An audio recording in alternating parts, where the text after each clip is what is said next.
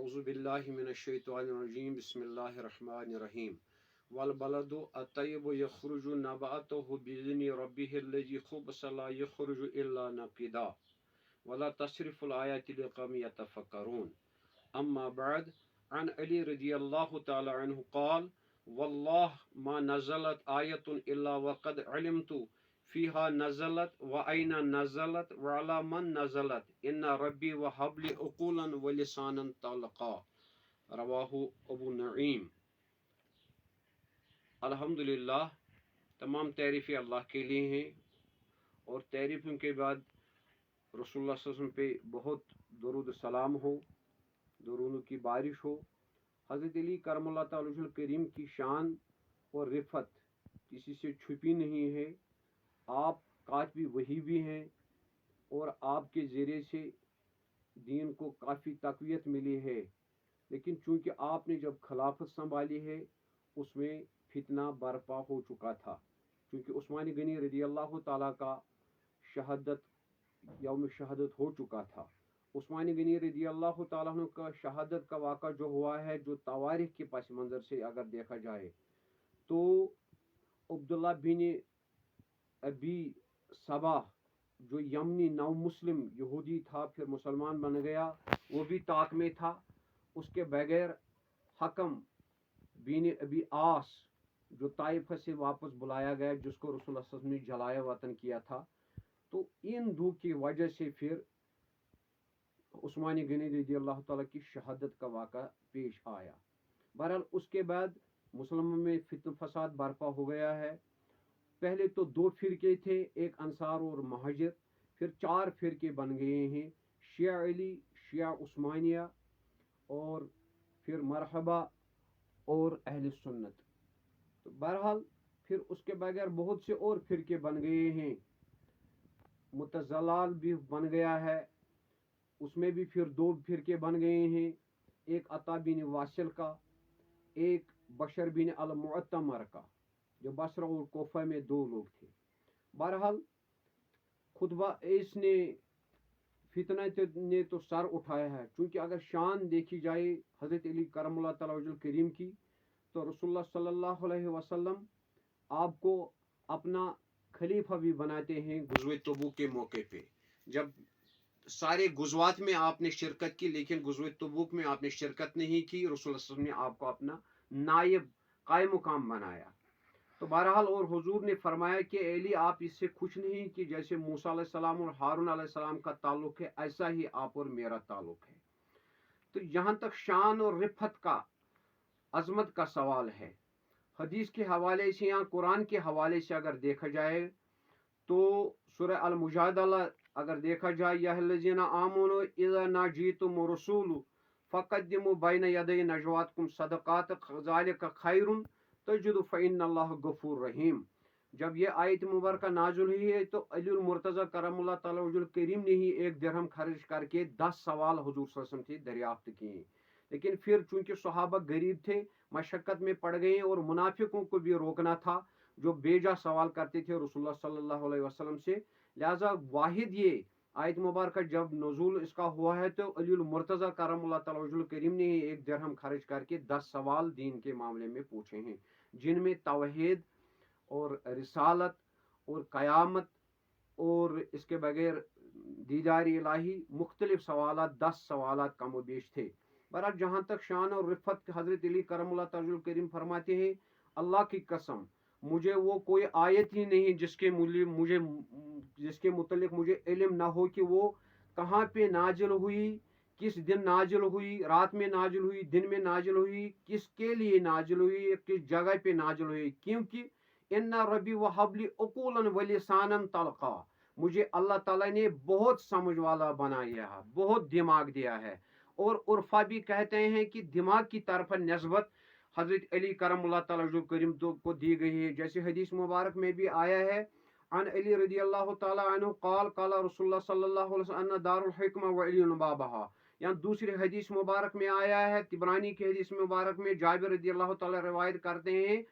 قال سمعت رسول اللہ صلی اللہ علیہ وسلم یقول انا مدیت علم وعلی بابہا فمن اراد علم फलियातिल बाब, जिसको मेरे शहर में इल्म अगर जिसको सीखना है, मेरे शहर में हिकमत के घर में दाखिल होना, तो अली के दरवाजे से आना पड़ेगा। लिहाजा अली का दरवाज, जो जिसको उर्फा ने कहा, ये है दिमाग, दिमाग का वो हिस्सा जो दिमागी अकली कुली के करीब तर है, वो हजरत अली मुर्तज़ा करमुल्लाह ताला वजहुल करीम।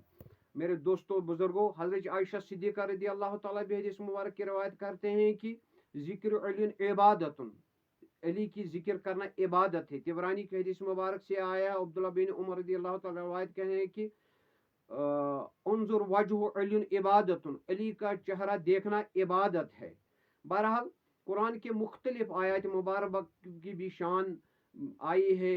हज़रत अली करमुल्लाह ताला वजहुल करीम के बारे में। जैसे सूरत दहर में आया है, यूफूना बिनज़री व युखफूना, आप नज़र पूरी करो। जब इमाम हसन और इमाम हुसैन बीमार थे तो आपने रोज़ों की नज़र मानी है। ये आपके शान में, फातिमा ज़हरा रज़ी अल्लाह ताला के शान में, हज़रत फद्दा रज़ी अल्लाह ताला के शान में नाजुल हुई ये आयत मुबारक। बहरहाल जहाँ तक शान और रिफत इस हदीस से हम अंदाज़ा कर सकते हैं, तिरमिज़ी किताबुल मनाकिब के हवाले से हदीस मुबारक में आया है, अबू सईद खुदरी रज़ी अल्लाह रवायत करते हैं, या अली ला युहिल्लु अहदन युजनिबु युजनिबु हाजिल मस्जिद गैर व गैर का, ए अली, कोई भी गुस्ली जनाबत की हालत में, गुस्ली जनाबत की हालत में कोई भी मस्जिद नबी में दाखिल नहीं हो सकता है, सिर्फ रसूलुल्लाह सल्लल्लाहु अलैहि वसल्लम और हजरत अली करमुल्लाह ताला। यानी आप कितने तय्यब और ताहिर हैं कि आपके लिए मस्जिद भी गुस्ली जनाबत की हालत में हुजूर सल्लल्लाहु अलैहि वसल्लम ने हलाल करार दी है और किसी और के लिए नहीं हलाल करार दिए है। ला अकूल मिन अकूल इल्लाहु मुत्तफिजुन अकूल, रूह मोहम्मद, अक्ल, हर एक अक्ल रूह मोहम्मद सल्लल्लाहु अलैहि वसल्लम से ही फैज़ हासिल करता है, और अक्ल को ही तशबीह दी गई है हज़रत अली करमुल्लाह ताला वजहुल करीम। और जहाँ तक, चूँकि आपने 35 हिजरी में आपने खिलाफत संभाली, 3 दिन तक खिलाफत खाली रही, लेकिन इमाम गाफिकी जो बसरा का, मिस्र का इमामत की मनसबत पे फाइज था मस्जिद नबवी में, उन्होंने मशवरा दिया अहले कुफा, अहले बसरा, अहले शाम, अहले हिजाज, अहले मदीना, सब ने मुत्तफिक राय दी कि नहीं, अली मुर्तज़ा आप करमुल्लाह ताला करीम आप खिलाफत में फाइज हो जाए। लेकिन इमाम हसन रज़ी अल्लाह तआला ने एतराज़ किया था कि ए अब्बा हजूर, आप खिलाफत में फाइज मत हो जाए। लेकिन चूँकि ये भी हुक्म इलाही है कि अगर आपको अंदेशा है कि फसक और फजूर या कोई और खिलाफत पे मनसब पे फाइज होने की कगार पे है, तो आप उस वक्त खिलाफत मनसब ले सकता है। लिहाजा इसी सिलसिले में हज़रत अली करमुल्लाह ताला करीम ने खिलाफत का मनसब उठा लिया। लेकिन आपके आप कातबी वही भी रह चुके, सुलह हुदैबिया भी आपके ही दस्त मुबारक से लिखा गया है। आप 586 हदीस मुबारक की रावी हैं, 20 हदीस मुबारक जिनमें मुत्तफ़क़ुन अलैह हदीस मुबारक है। बहरहाल हज़रत फारूक आज़म रज़ी अल्लाह तआला के मुतलिक फरमाते, हम में बेहतरीन जो फैसला देने वाला है वो हज़रत अली करमुल्लाह ताला करीम। चूँकि उस्मान गनी रज़ी अल्लाह तआला अन्हु के बाद जो फितना बरपा हुआ है, फिर जिसमें अमीर माया रज़ी अल्लाह तआला ने उस्मान गनी की कातिलों को कहा कि वो उनको कत्ल किया जाए। उसके साथ फिर हज़रत आयशा सिद्दीक़ा रज़ी अल्लाह तआला अन्हा भी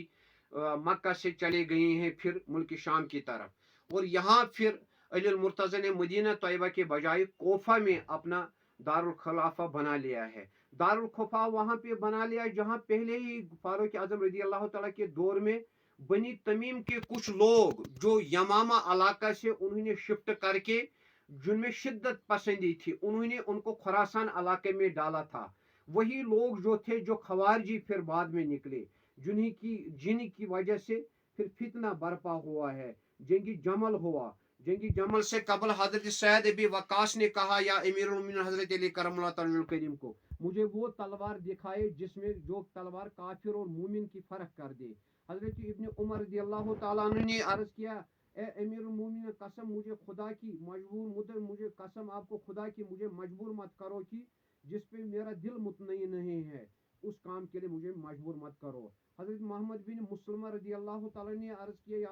یا امیر المومنین, مجھے رسول اللہ صلی اللہ علیہ وسلم نے فرمایا جب آپ کی تلوار کفار کے خلاف صفا آراست کفار آپ کے خلاف ہوں تو آپ اپنی تلوار مقابلے میں لے آنا, لیکن جب آپ کو لگے کہ مسلمان کے خلاف استعمال ہو رہے ہیں لیکن آپ اس کو استعمال میں نہیں لانا بلکہ اس تلوار کو آپ توڑ دینا. اما اسامہ بن زید نے کہا یا امیر المومنین, جو لا الہ الا اللہ کا قائل ہے میں اس کے خلاف جنگ نہیں کر سکتا, لیکن مجبوری کی حالت میں, کیونکہ نہیں تو خارجوں کے ہاتھ میں منصب پھر تھم جاتا.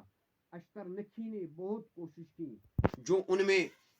سر فہرست تھا, جو حضرت علی کرم اللہ تعالی کریم کے صفحے میں تھا, جو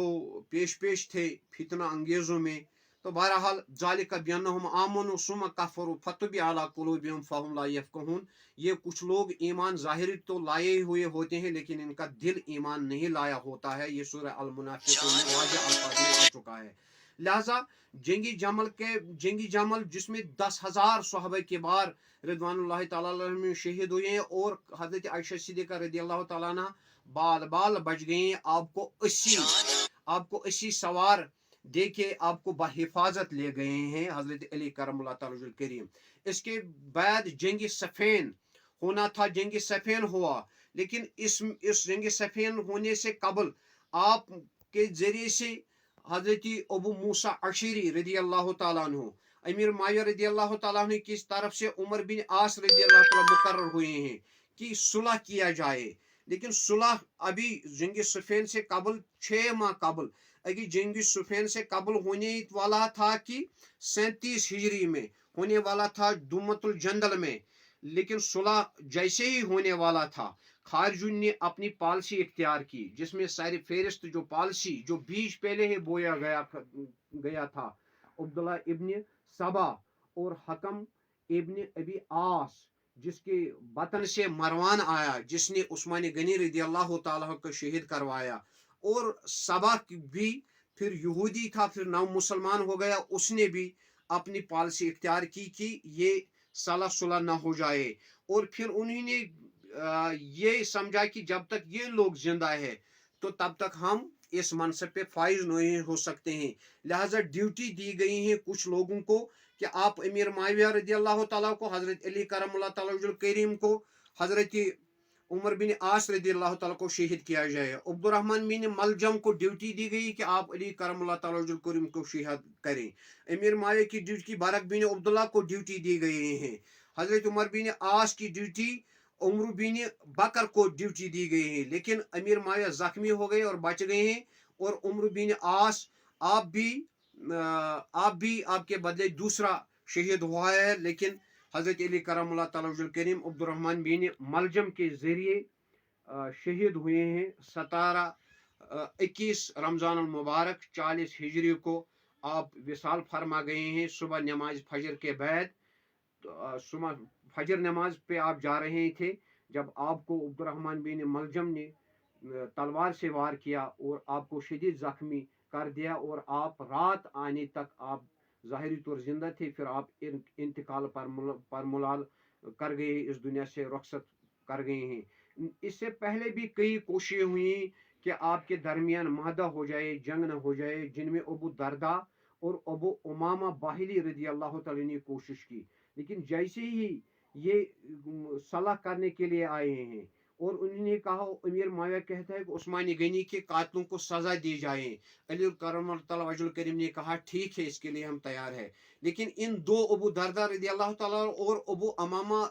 باہلی رضی اللہ تعالیٰ کے درمیان 20,000 خارجی لوگ کھڑے ہو گئے کہ ہم عثمان غنی کے قاتل ہیں. لہذا جس کی وجہ سے پھر حضرت علی کرم اللہ تعالیٰ کریم ان کے خلاف اس وقت کاروائی نہیں کر پایا. لیکن پھر امیر معاویہ کی جو اجتہادی غلطی کہتے ہیں کہ انہوں نے پھر منصب پہ بٹھایا ہے یزید پلید کو, جس کے ذریعے سے بہت سے مسلمانوں کو پھر بہت ظلم و ستم دیکھنے پڑے ہیں. وما علینا الا البلاغ. السلام علیکم.